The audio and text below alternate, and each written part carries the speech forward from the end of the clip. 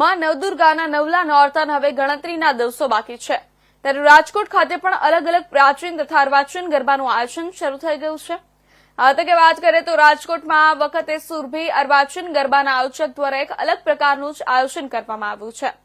ત્યારે વાત કરીએ તો એક સમય જ્યારે રાજકોટના માધવરાય સિંધિયા ક્રિકેટ ગ્રાઉન્ડ ખાતે ભારતીય ક્રિકેટ ટીમના ખેલાડીઓ ચોકા અને છક્કા ઉડાડી રહ્યા હતા તે ગ્રાઉન્ડ ખાતે હવે સુરભી અર્વાચીન ગરબાનું આયોજન કરવામાં આવશે। ત્યારે આ આયોજક અંગે સુરભી અર્વાચીન ગરબાના આયોજક વિજયસિંહ વાળા દ્વારા ઇન્ડિયા ન્યૂઝ સાથે ખાસ વાતચીત કરતા જણાવ્યું હતું કે આ વખતે છેલ્લા ઘણા સમયથી અર્વાચીન ગરબાના ખેલૈયાઓ સૂકી માટીના ગ્રાઉન્ડમાં ગરબા રમી માં નવદુર્ગાની આરાધના કરતા હોય છે, જેમાં ઘણી વખત ખેલૈયાઓ રમતી વખતે રેતી અને કાંકરા પગમાં લાગવાનો ડર રહેતો। ત્યારે એમણે વિચાર આવ્યો કે આ વખતે અમારા ખેલૈયાઓને કંઈક નવું આપીએ, જેથી આ વખતે અમે જ્યાં ક્રિકેટના ખેલાડીઓ રમતા હતા તે જગ્યાએ હવે ખેલૈયાઓ ગરબે રમશે। સાથે દરરોજ અહીં 5 થી 10,000 જેટલા ખેલૈયાઓ ગરબા કરી માં નવદુર્ગાની આરાધના કરશે।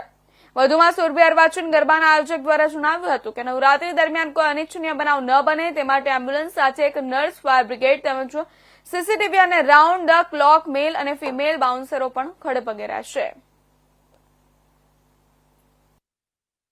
એક જમાનામાં રાજકોટના માધવરાય ક્રિકેટ મેદાનમાં જ્યારે ઇન્ડિયાની ટીમ ચોકા છક્કા લગાવતી હતી, બલ્લેબાજી કરી રહી હતી અને જ્યારે જય ભારતના નારા લાગી રહ્યા હતા, આજે એ જ ગ્રાઉન્ડમાં છે તે દાંડિયા રમાઈ રહી છે। આપ મારી પાછળના દ્રશ્ય જોઈ રહ્યા છો કે આ રાજકોટનું એક કહેવાય કે હાર્દ સમાજ એક માધવરાય સિંધિયા ક્રિકેટ ગ્રાઉન્ડ છે, જ્યાં એક જમાનામાં જે ભારતીય ક્રિકેટ ટીમ ચોકા છક્કા બલ્લા લગાવતી હતી, સમગ્ર દેશની નજર આ ગ્રાઉન્ડના જે રમત હતી તેમાં ટકી રહી હતી। ત્યારે આ ગ્રાઉન્ડમાં હવે દાંડિયા રમાય છે। ત્યારે આપણી સાથે દાંડિયાના આયોજક છે વિજયસિંહ વાળા, એમની સાથે આપણે વાત કરીશું। બાપુ, આ વખતે હવે નવરાત્રીને ગણતરીના દિવસો જ બાકી છે, ત્યારે કઈ રીતનું આયોજન છે આપણું સમગ્ર, અને આ જે હવે કહેવાય કે ગ્રાઉન્ડમાં રમશે આ વખતે ક્રિકેટના ગ્રાઉન્ડમાં? अब तक सुरभीनी ओळखाण જ છે કે રાજકોટમાં કંઈક સારું આપવું, સુરક્ષા આપવી, 15 થી 20,000 મધ્યમ વર્ગના લોકો સારી રીતે રમી શકે એવું અમે આયોજન કરવા જઈ રહ્યા છીએ। આયોજન 15 થી 20,000નું છે। સાથે જો કહેવાય કે દાંડિયા હોય છે ત્યારે એક કહેવાય કે માની આરાધના સાથે તે દાંડિયા થતા હોય છે, ત્યારે દીકરીઓને સલામતીના ભાગરૂપે આપણે કઈ રીતે એના પગલાં લેવામાં આવશે? અમે 19 વર્ષથી આયોજન કરીએ છીએ અને હું મારા વખાણ કરું વ્યાજબી નથી, પણ રાજકોટમાં કોઈ પણ સારું ફેમિલીને તમે પૂછો કે રાજકોટની સુરક્ષાથી જ અમે अब तक સુરભી ઓળખાય છે। એક વાત કરીએ તો જે એક સમયમાં આ ગ્રાઉન્ડ હતું તે ચોકા છક્કા ભારતીય ટીમ પણ અહીં રમેલી છે, ઘણા મોટા પ્લેયરો પણ અહીં રમી ચૂક્યા છે, ત્યારે આ ગ્રાઉન્ડમાં હવે કહેવાય કે ખેલૈયાઓ છે તે રાસ રમશે મન મૂકીને?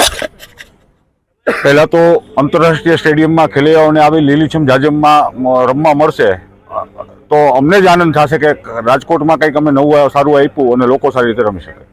ધન્યવાદ। આપણી સાથે અન્ય એક જે સહકર્મી છે દાંડિયાના, તેમની સાથે વાત કરીશું। તો શું કહેશો, એક જમાનામાં જે ગ્રાઉન્ડમાં ખેલૈયા રમતા હતા, હવે તેમાં જે કહેવાય કે ખેલાડીઓની જગ્યાએ ખેલૈયા રમશે? આપના મીડિયાના માધ્યમથી હું જનતાને જણાવું છું કે સૌરાષ્ટ્રની અંદર ક્રિકેટ સ્ટેડિયમની અંદર નવરાત્રિનું આયોજન થતું હોય તો એ માત્ર अब तक सुरभी रास महोत्सव છે। છેલ્લા 19 વર્ષથી અમે નવરાત્રિનું આયોજન કરી રહ્યા છીએ। સરકારશ્રી દ્વારા આપવામાં આવેલી તમામ SOPનું પાલન કરીએ છીએ। આ ઉપરાંત મેડિકલ સુવિધા પણ અહીંયા ઉપલબ્ધ છે। ઇમરજન્સી કંઈ પણ બનાવ બને તો એમ્બ્યુલન્સની સુવિધાઓ પણ અમારા દ્વારા રાખવામાં આવેલી છે। ખેલૈયાઓને કોઈ પણ જાતની મુશ્કેલી ન પડે એ અમારો મુખ્ય ધ્યેય છે। શાંતિ, સુરક્ષા અને સલામતી આપવી એ अब तक સુરભીનું મોટો રહ્યો છે। અન્ય આપણી સાથે એક વ્યક્તિ છે દાંડિયા સાથે જોડાયેલા, આ વખતે કહે છે કે વરસાદની પણ જો આગાહી છે, બરોબર, વરસાદ પણ આજે કહેવાય કે નવરાત્રિમાં મન મૂકીને વરસવાનો છે, ત્યારે મેઘરાજાને શું વિનંતી કરશો તમે? આપણે મેઘરાજાને તો વિનંતી ન કરી શકીએ, પણ અમારી પોતાની એવી ટ્રાય હોય છે કે નવરાત્રિ બંધ ન રહી, અને આજથી 18 વર્ષમાં અત્યાર સુધીમાં अब तक સુરભી આજ સુધી ક્યારેય ગમે એટલો વરસાદ હોય કે ગમે હોય પણ હજી સુધીમાં બંધ નથી રહ્યું। અને આ વર્ષે તો આ બહુ સારું ગ્રાઉન્ડ છે આપણી પાસે કે થોડો ઘણો વરસાદ હશે ને તો પણ અહીંયા ખેલૈયાઓ આરામથી રમી શકશે। કેટલા ખેલૈયાઓ રોજના રમશે અને લોકો માટે કેવી વ્યવસ્થા ઊભી કરવામાં આવી છે? રોજના 12 થી 15,000 ખેલૈયાઓ આરામથી અહીંયા રમી શકશે। અને બાકી તમે જોઈ શકો છો કે બેસવા માટેની વ્યવસ્થા પણ અલગ છે, અને હજી અમારું મંડપના કામ કાલથી ચાલુ થશે એટલે એમાં પણ અમે બધી વ્યવસ્થા રાખેલી છે। ધન્યવાદ। તો આ હતા ગરબાના જે અર્વાચીન ગરબા છે તેના આયોજકો, જેમણે ઇન્ડિયા ન્યૂઝ સાથે ખાસ વાતચીત કરતા જણાવ્યું છે કે જે જગ્યાએ એક સમયમાં ખેલાડીઓ ચોકા છક્કા રમી રહ્યા હતા એ જ ગ્રાઉન્ડમાં હવે જે છે તે ખેલૈયાઓ પોતાના તાલે અને ડીજેના તાલે માની આરાધના કરશે. ત્યારે હવે નવરાત્રિના ગણતરીના દિવસો બાકી છે ત્યારે કહેવાય છે કે ગુજરાત એટલે ગરબા ને ગરબા એટલે ગુજરાત. ત્યારે આ નવરાત્રિની સૌ કોઈને પહેલાં તો હાર્દિક હાર્દિક શુભકામનાઓ પાઠવે છે. અને ત્યારે આ નવરાત્રિમાં લોકો મન મૂકીને જે કહેવાય કે અબ તક જે સુરભીનું જે આયોજન કરવામાં આવ્યું છે તેમાં આવે અને તેમાં માતાજીની આરાધનાનો સહભાગી બને તેવી હાલ અત્યારે આયોજકો છે તે અપીલ કરી રહ્યા છે.